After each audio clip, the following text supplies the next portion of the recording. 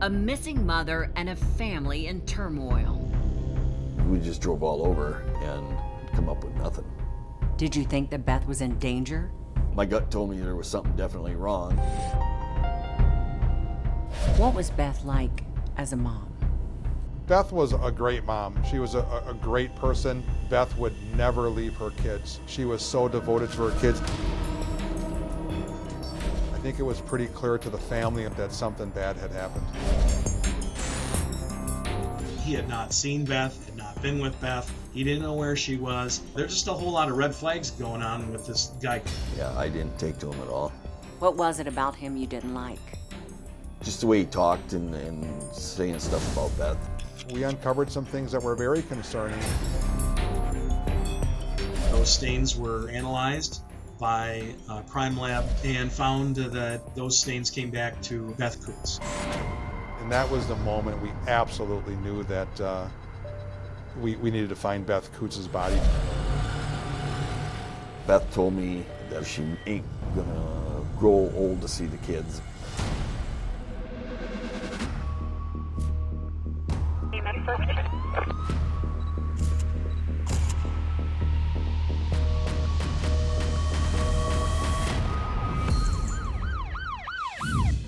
Hi, I'm Nancy O'Dell. Today's Crime Exposé takes us to Poynette, Wisconsin, just 45 minutes north of Madison. The small town was rocked to its core when a loving mother of two suddenly disappeared. As investigators tried to figure out what happened to her, secrets were revealed and neighbors began questioning just how well they really knew each other.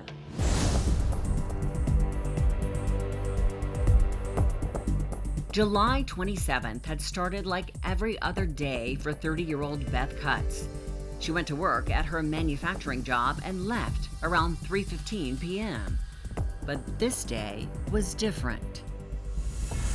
What she was supposed to do once she left work was go pick up the two kids and then come home to her mother's place. But hours passed and Beth never showed up at either location. It was completely out of character. Beth was responsible and her life revolved around her two young children. What was Beth like as a mom?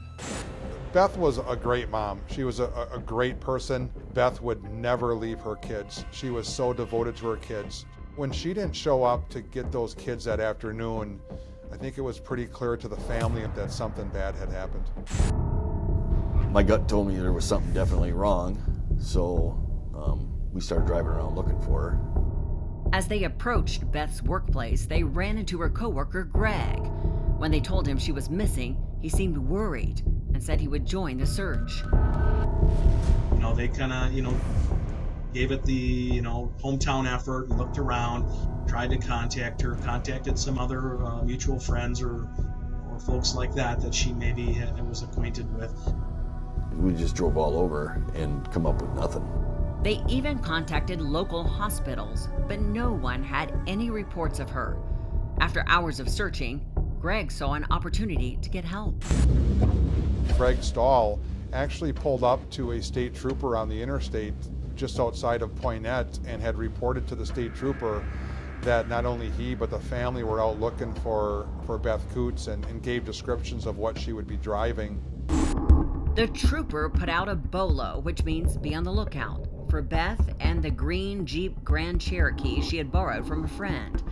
Around the same time, Beth's mom walked into the Columbia County Sheriff's Office to file an official report. Our dispatch center sent out an alert on her, a missing person alert. Beth's mom told police that her daughter had been going through a lot of stress and had recently separated from her husband, Dan Kutz.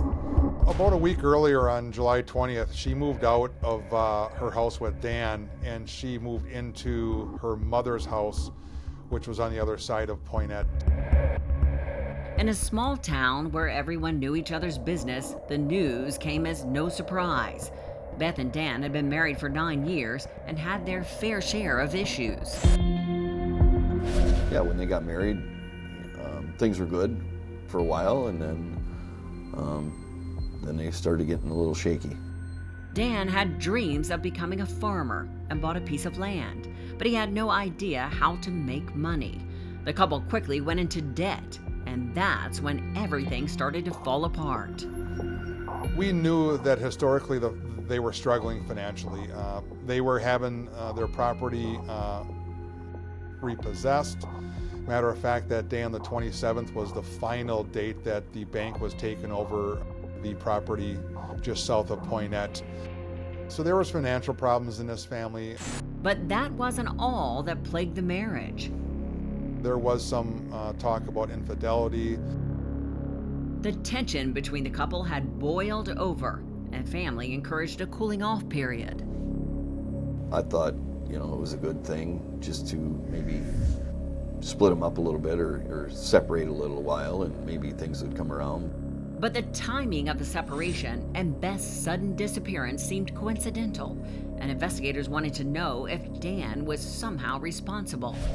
Police went to speak with him, but couldn't find him. Dan wasn't around. No one knew where he was at the time. I mean, not only was Beth Kutz missing, we couldn't find her estranged husband, Dan Kutz, either. So we were looking for both of them. He had not seen Beth, had not been with Beth. He didn't know where she was. There was no contact whatsoever.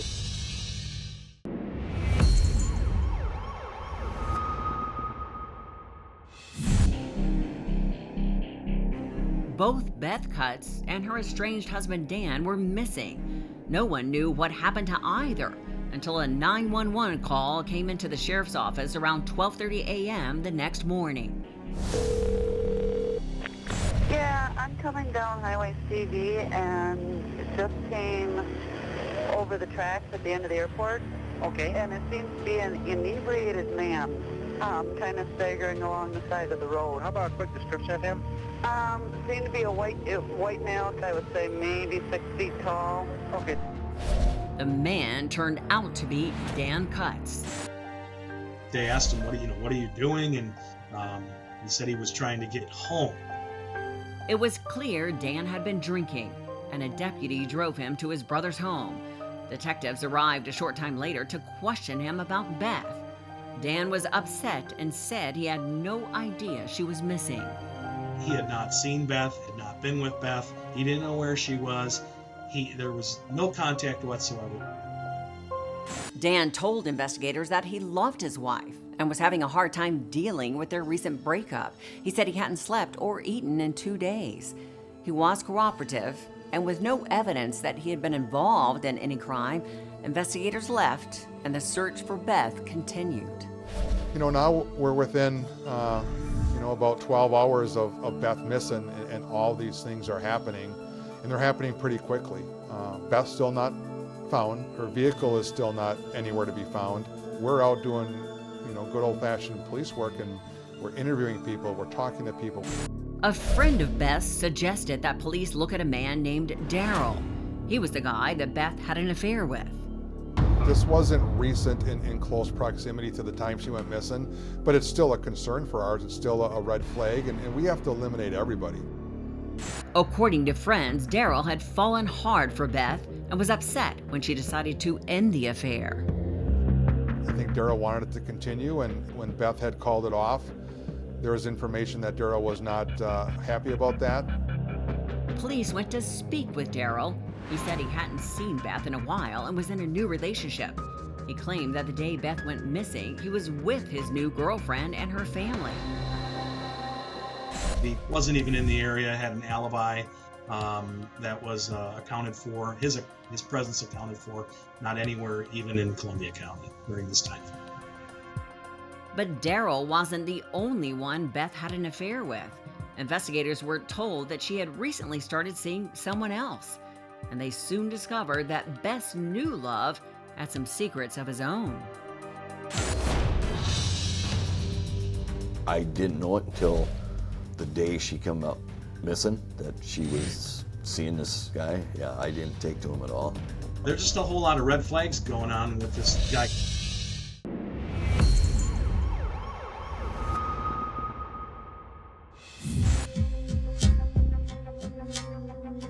The new man in Beth's life was her coworker, Greg Stahl.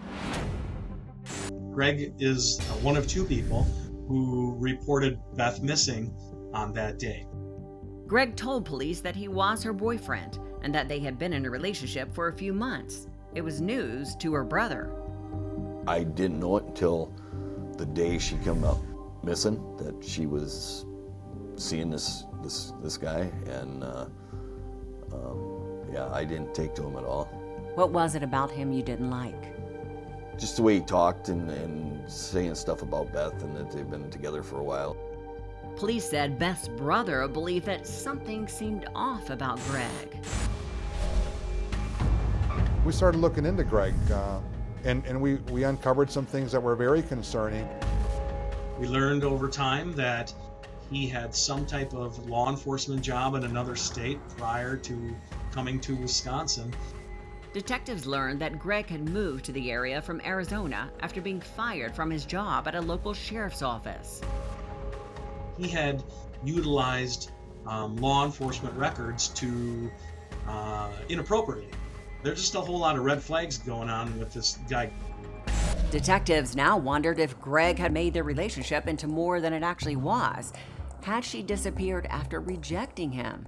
Investigators weren't sure, but it did seem convenient that Greg was the first person that Beth's family ran into while searching for her. Greg denied being involved and told police he worked all day and had just left when he saw them. He had a strong alibi as he was at work, and not only many of his coworkers confirmed that, but he confirmed that, the management confirmed that. With Greg cleared, the investigation was in danger of stalling until police got a call that the Jeep Beth had been driving was discovered in the parking lot of a hospital in Madison. We learned that the Jeep was completely wiped down. Why would someone do that unless they're trying to cover up some type of evidence? Despite the elaborate cleanup attempt, the crime lab discovered blood stains in the cargo area. Those stains were analyzed by crime lab folks and found that those stains came back to Beth Kutz. Beth's blood in the Jeep confirmed to investigators what they had feared all along. She was killed and her body was placed in the cargo area. But who was responsible? Even though the Jeep had been wiped clean, the crime lab discovered one single fingerprint on the outside door handle. It was a match to Beth's husband, Dan Kutz. And that was the moment we absolutely knew that we needed to find Beth Kutz's body somewhere, that he had killed her.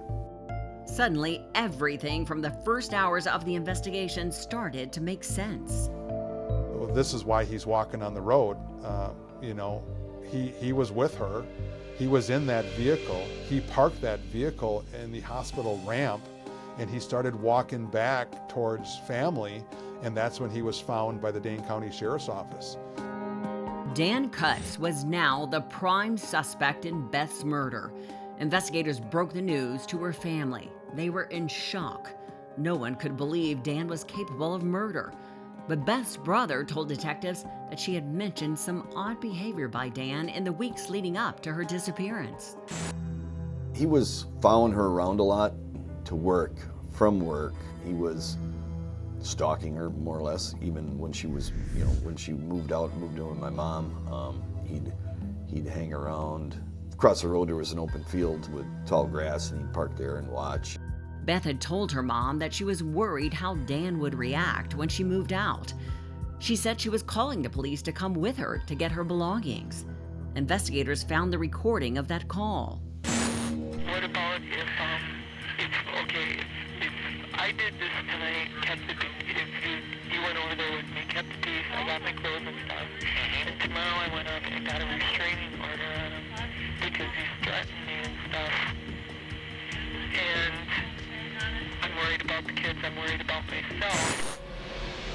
Hearing Beth tell dispatch that Kutz had threatened her and she was worried for her safety was the tipping point for detectives. We had enough. We had it, even though we didn't have the body. And at the time, there wasn't a case in Wisconsin that had a homicide conviction without a body.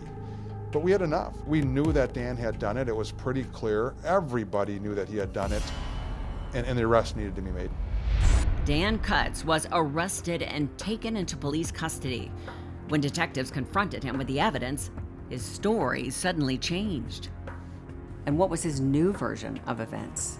He was with Beth, that he got into her vehicle, that they drove around, that they went to a couple different locations, that they were romantic together, that they were trying to rekindle the relationship, and that all was good. And eventually she dropped him off at a gas station in Madison, and as he came back out of that gas station, she was gone, and so he just started walking down the road. The story was a clear attempt to try and explain away the evidence, but Dan Kutz wouldn't have an excuse for what investigators were about to discover.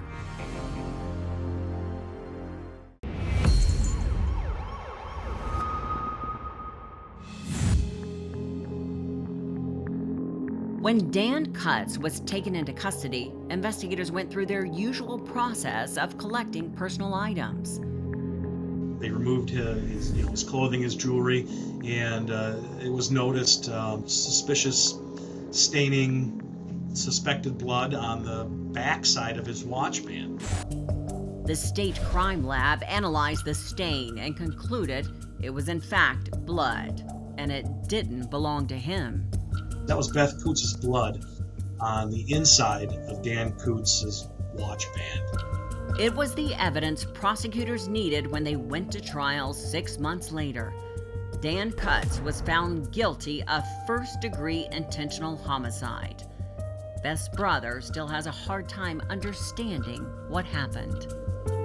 You know, Beth told me after she moved out, that I ain't gonna grow old to see the kids or something is what Dan told her. And she asked me, and I said, I think he's blowing steam, and I don't think he's that type of guy. Well, boy, I was wrong. And he will never forgive the man he once called brother. He took my sister, but more important, he screwed up the kids, his kids. They don't have a mom. They don't have a dad. He really, nobody's life is worth taking for stupid stuff. Dan Kutz was sentenced to life in prison. And even though he no longer denies killing Beth, he still refuses to tell anyone where he put her body. And now it is time for today's Safety Spotlight. While no relationship is without conflict, sometimes there are warning signs that tensions may be escalating towards violence. Stalking, for example, is a major red flag that a relationship could be headed into dangerous territory. There are many different forms of stalking, and you should make yourself aware of them. The most common are rejected stalkers, those who refuse to accept the end of a relationship. Another type of stalker is someone seeking revenge for a perceived wrong. And finally, there is the stalker who desires an intimate relationship so close that it becomes unhealthy. If you suspect you are being stalked, stay alert for warning signs and be aware of your surroundings at all times. And for additional protection, consider carrying a personal safety device or taking self-defense classes. And if you fear you're being stalked, contact law enforcement or call Victim Connect at 1-855-4VICTIM. I'm Nancy O'Dell. For all of us here at Crime Exposé, please join us next time and stay safe.